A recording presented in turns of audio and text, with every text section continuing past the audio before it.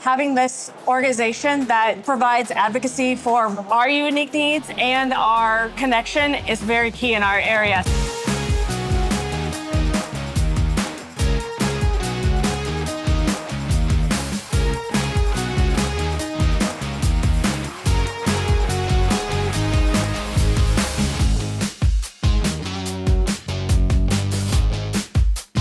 Hello, and welcome again to Still Serving Iowa Veterans. I'm Carlene Hall, and today we're going to be talking about women veterans issues.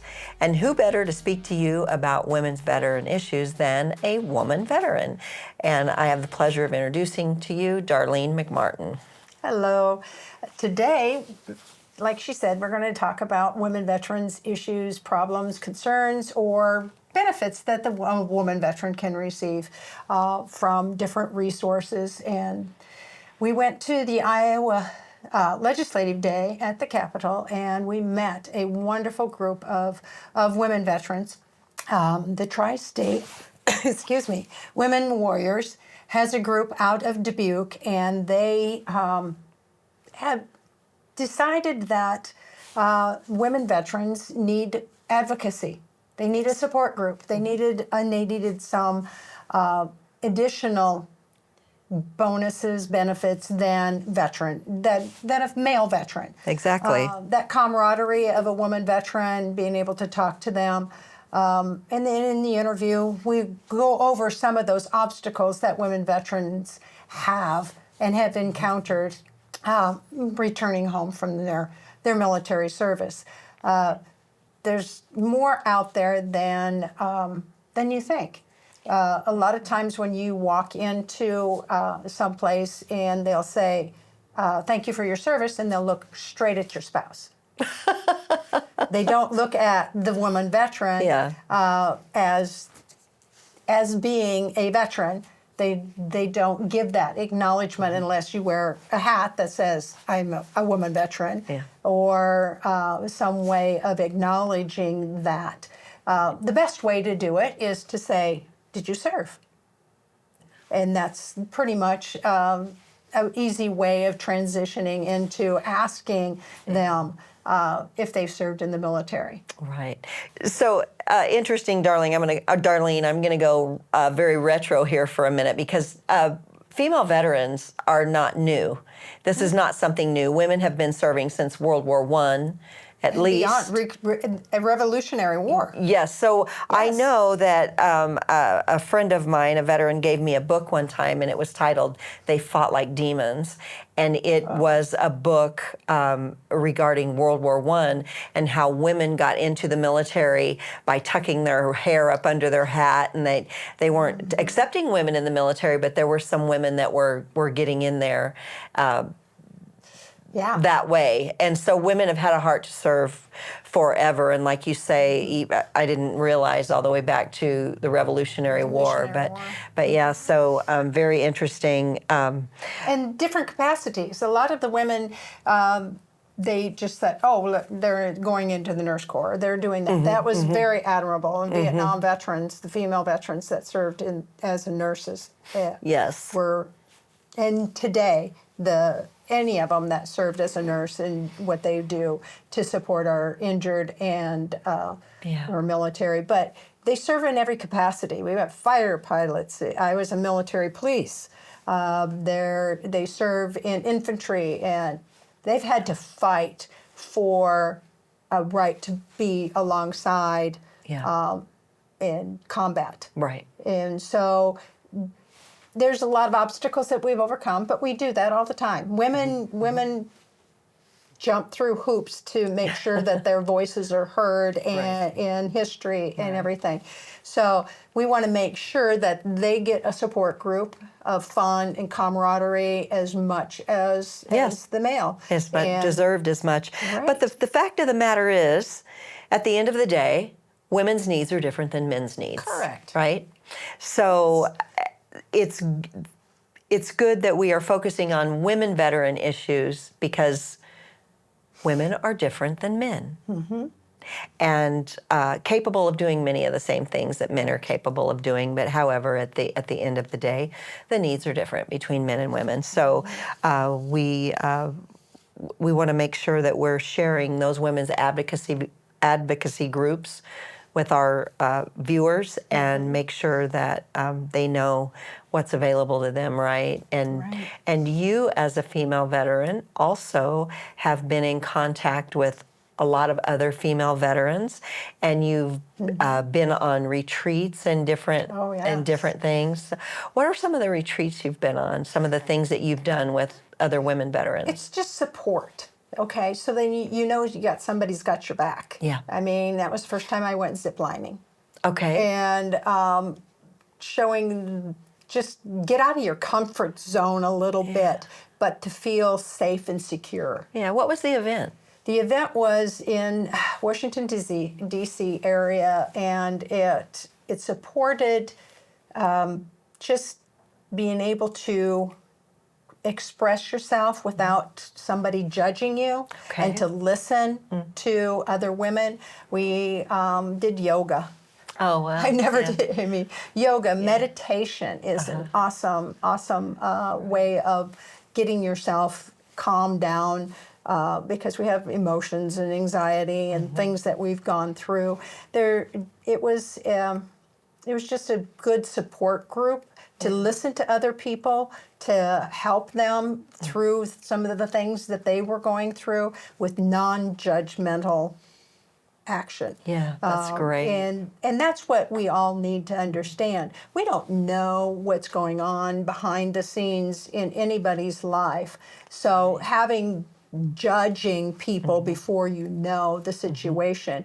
We don't want to take our situations and say it made us different, but it does make us different, but we're not going to use it as an excuse for everything that happens in our life. Your military service, and just like working in a job or whatever, it makes your life, but it doesn't make it guides you, but it doesn't define you. Right. Yeah. You know, I think that's interesting, that whole concept. Women are friends, women gather, women are social, and women who are on the civilian side who haven't served in the military, they're not without the same sort of stressors. And however, when a woman is in the military, that changes her. That changes her physically, mentally, emotionally. And to be with other women who've gone through the same changes, who understand how that military lifestyle and even those deployments and active duty wartime situations change a person's mind. You're dealing with the same thing every other woman is dealing with in life many times, and everybody's different, like you said, but you're dealing with your own women issues, but you're dealing with them from the perspective of someone who has experienced military life, which does change you. It changes things, and to be around all those women that understand that, I can imagine, and I can only imagine, that is so very supportive and non-judgmental, like you said, and very open to how do you handle stressors? How do you handle stressors? And it's not a judgmental thing. You just support each other and help each other find the good ways to, and maybe yoga helps, like you say, level a person out, and that meditation and prayer and maybe those, whatever works, right? And you come together, like you said, in support of one another to figure out what tools work for which veterans. And what's nice about some of these groups, it's all ages and all branches of service. We don't care. I mean, it's not the Army against the Navy, only in only in fun, right? Fun or football, but it's not against anybody. It's in support of, because every branch is important, and every era. Yes. I served 50 years ago, and we paved a way. And the ones that served in World War I and World War II paved a way for me. and we pave ways Yes. for the next generation, and we need to support that next generation coming. And they're all going to have different experiences. I mean, no different than anybody that suffers.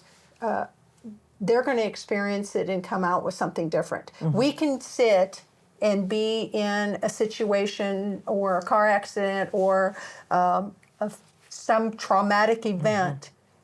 And if I don't have the coping skills to cope with that, I'm going to experience something different than you're going to experience. Right. So teaching coping skills and that type of thing will be it's very important. Right. And how you grew up, if you were traumatized, and this is just bringing everything to the forefront. Right. It's going to your past experiences do affect your future. Yes, they do. Yes, they do. Yeah.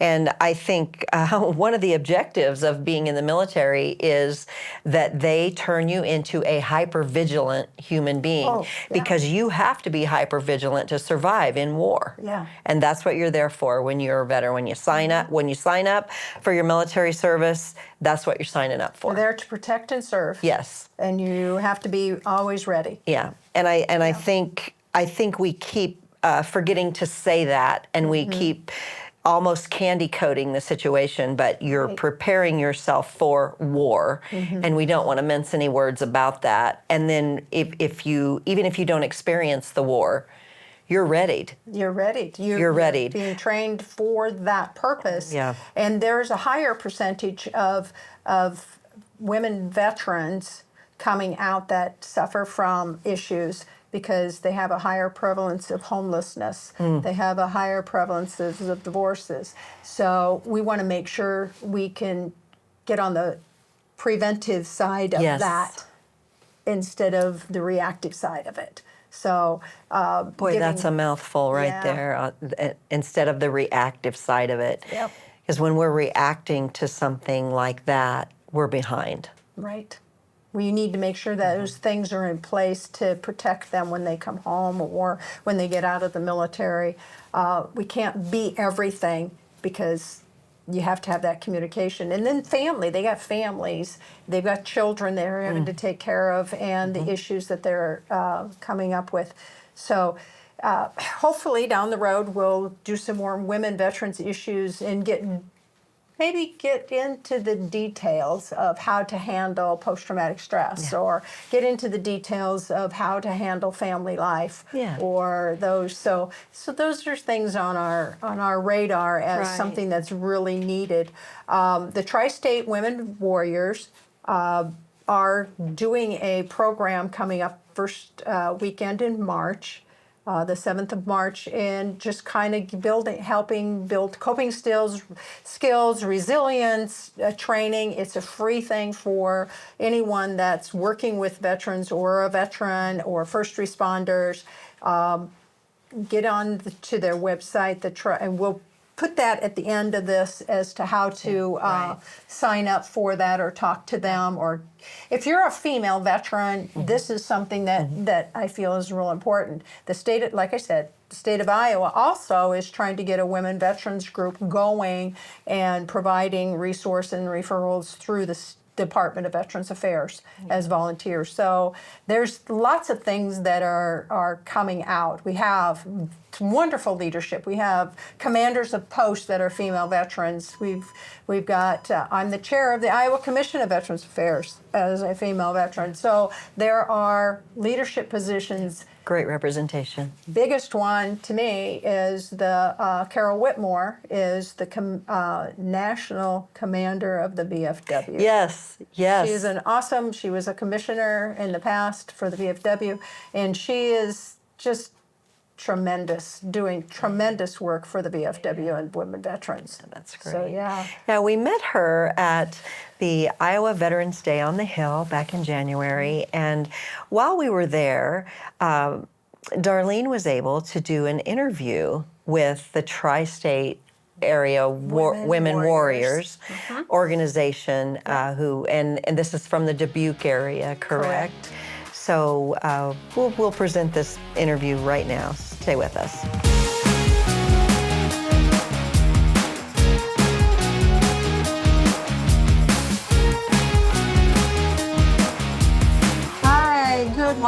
Good day.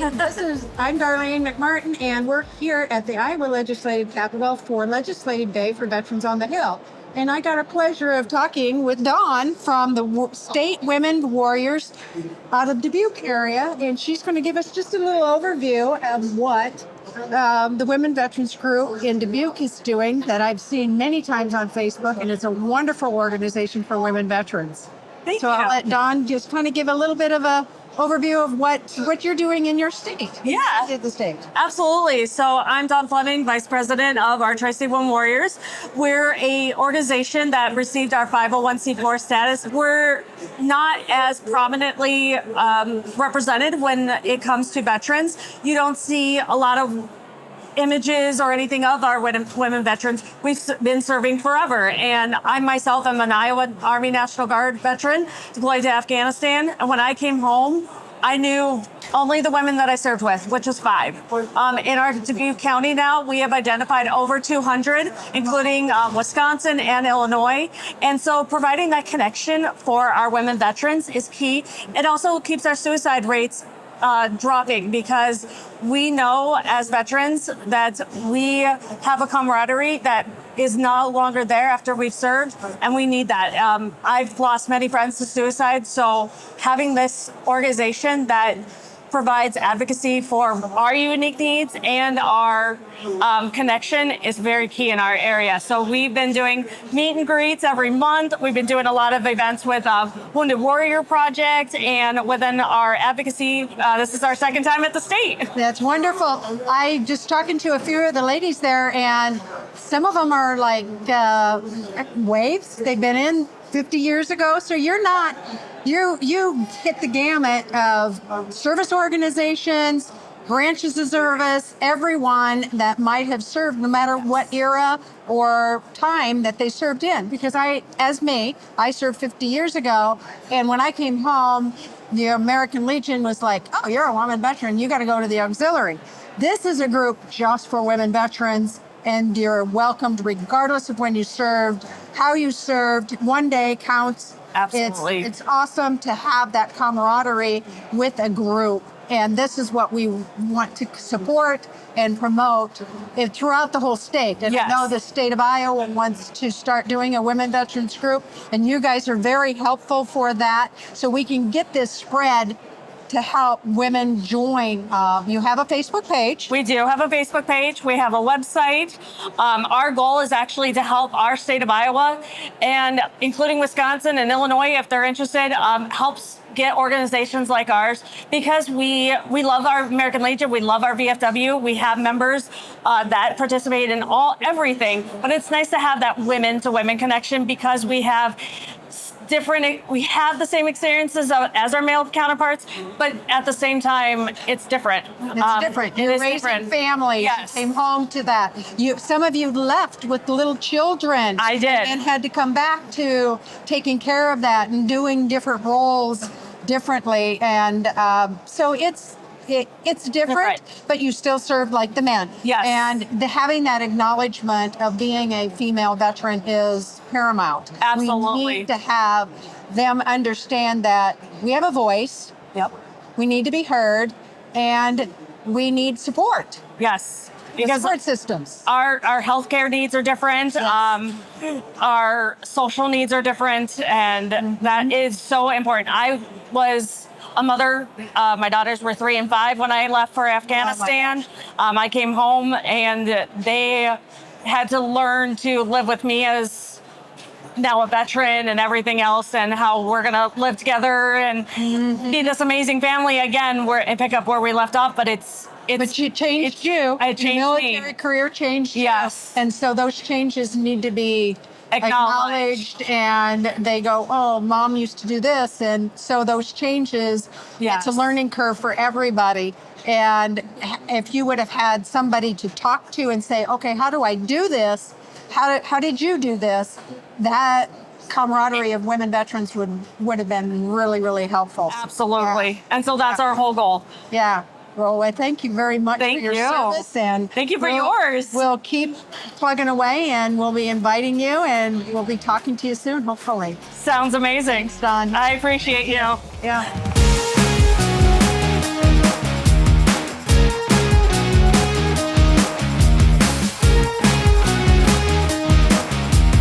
Welcome back. We had a wonderful interview with Dawn at the Capitol, and we want to make sure that women veterans are expressed and valued. And the best way for a female veteran is to get registered at the Women's Veterans Memorial in Washington, D.C. I'm also a charter member of that when it was formed way back when. And my interview is on there. My information is on there. And we'd like to make sure women veterans in Iowa are represented and the numbers are put into your history as a female veterans at the Women's Memorial in Washington, D.C. So we thank you for joining us today on Still Serving Iowa Veterans, and we will be presenting more information about different resources, referrals, and upcoming events as we go along. Thank you for joining us today. As always, we want to say a special thank you to the Iowa Veterans Foundation for being the title sponsor of Still Serving Iowa Veterans. Thank you again. Also to our sponsor, Full Metal Junket, Drake Roller in Carson, Iowa. Thank you for sponsoring Still Serving Iowa Veterans. And Darlene, as always, thank you for your service. You're welcome. We're glad to be here, and I'm glad we're helping veterans in the state of Iowa. Thank you.